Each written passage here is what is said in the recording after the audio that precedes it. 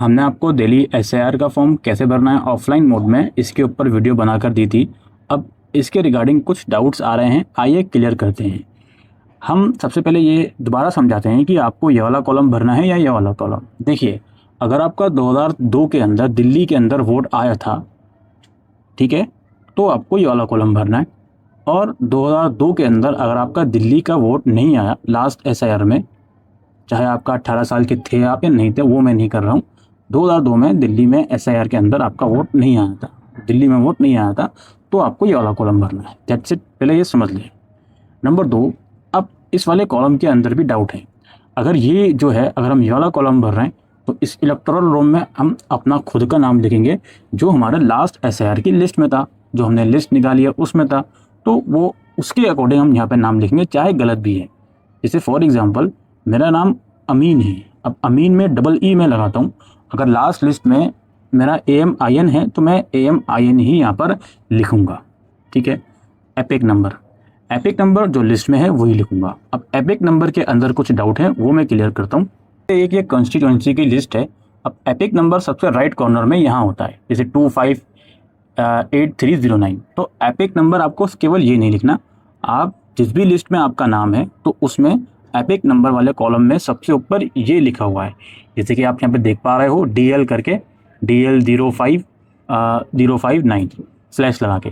तो epic number लिखने से पहले ये वाला आप कॉलम ज़रूर लिखिएगा, उसके बाद जो आपका ये 258309 है ये लिखिएगा। इस तरह से एपिक नंबर लिखना है, ठीक है। और इस लिस्ट में अगर एपिक नंबर नहीं है तो नहीं लिखना है, क्योंकि एपिक नंबर लिखना ज़रूरी नहीं है, अगर अवेलेबल है तो ही लिखना है। रिलेटिव नेम में अगेन जो वो लिस्ट मैंने दिखाई आपको, आपका नाम अगर उसमें है तो आपके रिलेटिव का नाम क्या है वो आपको यहाँ लिखना है, और कौन सा रिलेशन है, फादर का है, हस्बैंड का है, वो आपको यहाँ पे लिखना है, फादर या हस्बैंड जो भी है।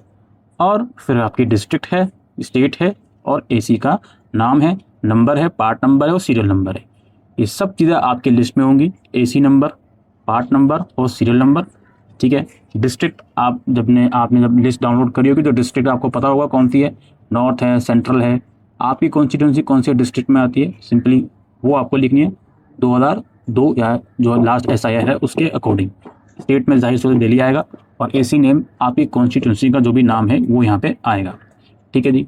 अब ये जो राइट कॉर्नर वाली लिस्ट है इसको समझिए, ये जो भी इंडिविजुअल भरेगा इसका मतलब ये है कि उसका नाम लास्ट SIR में नहीं था, वो अपने रिलेटिव का नाम यहाँ पे भरने वाला है। अब आप अपने रिलेटिव का नाम यहाँ पे भरोगे, अपने पेरेंट्स में से किसी का, फादर का या मदर का, या ग्रैंड फादर या ग्रैंड मदर का अगर है तो आपको भरना है। अगर आपके रिलेटिव का नाम भी लास्ट SIR लिस्ट में नहीं है तो ये वाला कॉलम आपको फिलहाल ब्लैंक छोड़ देना है। तो सर क्या हमारा लिस्ट में नाम ऐड नहीं होगा? ऐसा नहीं है। जब ये 29 जुलाई तक ये काम हो जाएगा, उसके बाद ड्राफ्ट रोल आएगा अगस्त में, उसके बाद जो प्रोसेस है वो करा जाएगा उन लोगों के लिए जिनकी इलेक्टोरल लिस्ट में नाम नहीं आया ड्राफ्ट वाली में, या जिनका ये कॉलम ब्लैंक दिया था उन्होंने, तो उसके बाद उनके जो क्लेम्स वगैरह हैं वो देखे जाएंगे, वो प्रोसेस बताएंगे वो लोग कि अब क्या करना है फिलहाल, ठीक है। फिलहाल जिनको भरना है वो समझ लें।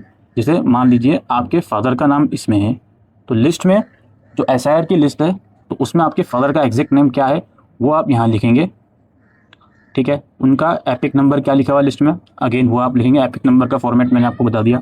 और उनके रिलेटिव का नाम, जैसे आप फादर का नाम लिख रहे हो ऊपर, फादर की क्या रिलेटिव का नाम लिखा हुआ है एग्जैक्टली वो लिखेंगे। जैसे आपके यहाँ पे एक दादा हो गए और आपके फादर के फादर हो गए, लेकिन रिलेशनशिप में आप क्या लिखोगे, फादर, क्योंकि हम यहाँ पे अब अपने फादर की लास्ट SIR की डिटेल दे रहे हैं। फिर इसी तरीके से डिस्ट्रिक्ट, स्टेट, AC नंबर और सीरियल नंबर, पार्ट नंबर, ये सब चीज़ें आपके लिस्ट के अंदर मेंशन हैं। ये देख लीजिए कि सबसे ऊपर ये जो राइट में होता है पार्ट नंबर होता है, ठीक है। AC का नाम ये बल्ली मरन लिखा है और AC नंबर 59 यहाँ पे लिखा हुआ है, और सीरियल नंबर जिस सीरियल नंबर के आगे आपका नाम है वो, जैसे ये आफ्ताब अहमद है, इनका 5 सीरियल नंबर के आगे नाम है तो ये वो लिखेंगे, ठीक है जी। तो ये जो ऊपर के 2 कॉलम हैं ये बिल्कुल क्लियर हो गए होंगे, दोनों में से एक ही भरा जाएगा, और मैंने आपको बता दिया किसको कौन सा भरना है। और आपका या आपके पेरेंट्स में से या ग्रैंड फादर या ग्रैंड मदर में से किसी का भी नाम लास्ट SIR लिस्ट में नहीं है तो दोनों में से कोई भी कॉलम नहीं भरा जाएगा, आप लीव कर दोगे इसको, और बिना कॉलम भरे ही आपको इस फॉर्म को सबमिट करना होगा, ठीक है। अभी FAQ की भी वीडियो लेकर आऊँगा कि सबमिट कैसे करना है, क्या करना है। फिलहाल फॉर्म की स्पेसिफिक ही हम बात कर रहे हैं। अब यहाँ पे आ जाती है हमारी डेट ऑफ बर्थ। यहाँ जो DOB से डेटा हमारा शुरू होगा ये हमें करंट वाला लिखना है जी। डेट ऑफ बर्थ जो हमारी सही है वो हम यहाँ लिखेंगे।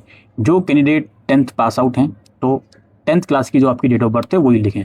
ठीक है, यहाँ पे आपको अपनी डिटेल लिखनी है, यानी कि जो SIR फॉर्म आपके पास है, जिसका SIR फॉर्म है यहाँ पे लिखा रहता है नाम वगैरह, उसको अपनी डिटेल अब यहाँ पर लिखनी है। डेट ऑफ बर्थ लिखेंगे डेट, मंथ और ईयर के फॉर्मेट में। जैसे मान लीजिए आपकी डेट ऑफ बर्थ है 5 अप्रैल 1995, तो आप लिखोगे 05/04/1995। ठीक है, 05 करके।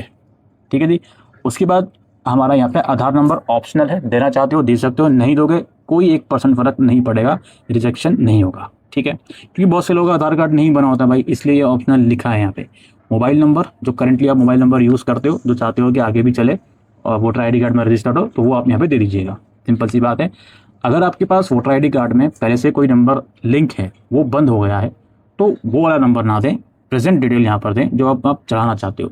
और जो लिंक है वो अब भी चल रहा है, आप आगे भी यूज़ करना चाहते हो, जाहिर सी बात है वही दीजिए। इसके बाद अपने फादर का नेम आप लिख दीजिए, तो करंट नेम आपका है आपके डॉक्यूमेंट्स में, आधार कार्ड वगैरह में, 10th की मार्कशीट में, वो आप यहाँ पे नाम लिख दीजिए। अच्छा, डेट ऑफ बर्थ का मैं दोबारा से एक्सप्लेन करना चाहता हूँ, क्योंकि काफ़ी लोग मार्कशीट नहीं है उनके पास, तो क्या करें। देखिए, डेट ऑफ बर्थ में जो प्रूफ आजकल माने जाते हैं वो बर्थ सर्टिफिकेट या 10th की मार्कशीट मानी जाती है। अगर आप 10th पास आउट नहीं हो, तो भाई जो भी आपका बर्थ सर्टिफिकेट है उसमें जो आपकी डेट ऑफ बर्थ है वही कंसिडर करी जाती है, वही यहाँ पर लिखी जाएगी। बहुत से लोगों के पास डेट ऑफ बर्थ भी नहीं है, मार्कशीट भी नहीं है, आप क्या करेंगे। आपके पास आधार कार्ड होगा, उसको बायोमेट्रिक करवाइए, उसमें जो DOB आएगी वो आपको यहाँ पर लिखनी पड़ेगी। ठीक है, बहुत से लोगों के पास आधार कार्ड में केवल ईयर ऑफ बर्थ लिखा हुआ है, डेट नहीं लिखी हुई, तो भाई पहले उसको अपडेट करवाइए। क्या आप डेट ऑफ बर्थ रखना चाहते हो आधार कार्ड में, और अपडेट करने के बाद आएगी, उसके बाद ही यहाँ पे DOB लिखिए। DOB लिखना ज़रूरी है, ये ब्लैंक नहीं छोड़ सकते। ओके, इसके बाद क्या है, फादर गार्डियंस का एपिक नंबर आप लिखेंगे नाम के बाद। एपिक नंबर जो आपके फादर हैं उनका करंट का वोटर ID कार्ड होगा, अगर है तो वो एपिक नंबर आप यहाँ पे लिख दीजिए। अगर जो इंडिविजुअल या SIR फॉर्म भर रहा है उनके फादर नहीं हैं, ठीक है, या गार्डियंस नहीं है, एक्सपायर हो चुके हैं, तो एपिक नंबर पुराना है काफ़ी, ठीक है, वोटर ID कार्ड भी नहीं बनवाया बाद में, तो इसको छोड़ देंगे, लिखना ज़रूरी नहीं है। अगर हाल ही में एक्सपायर हुए हैं 2 साल 3 साल 4 साल 5 साल और वोटर ID कार्ड उनके पास है, ज़्यादा पुराना भी नहीं है, तो वो एपिक नंबर आप यहाँ पे लिख सकते हैं, कोई दिक्कत नहीं है। ठीक है, एपिक नंबर पहले कुछ हुआ करते थे, अब कुछ हो रहे हैं।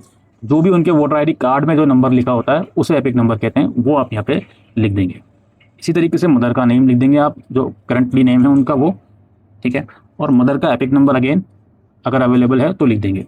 स्पाउस, अगर आपकी शादी हो चुकी है तो आपके हस्बैंड या वाइफ का नाम यहाँ पर आएगा और उनका एपिक नंबर आप यहाँ पे लिख देंगे अगर अवेलेबल है तो।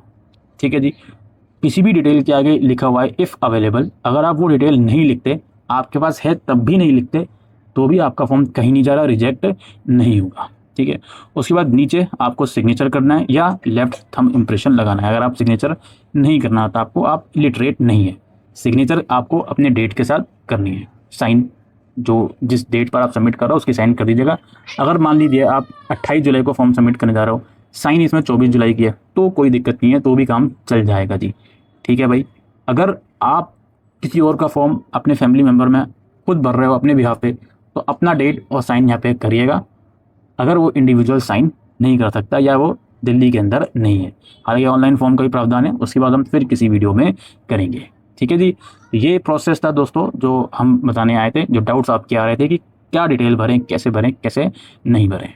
उम्मीद करता हूँ ये वीडियो आपको यूज़फुल लगी हो, तो इस वीडियो को शेयर करें और हमारे चैनल को सब्सक्राइब करें। शुक्रिया।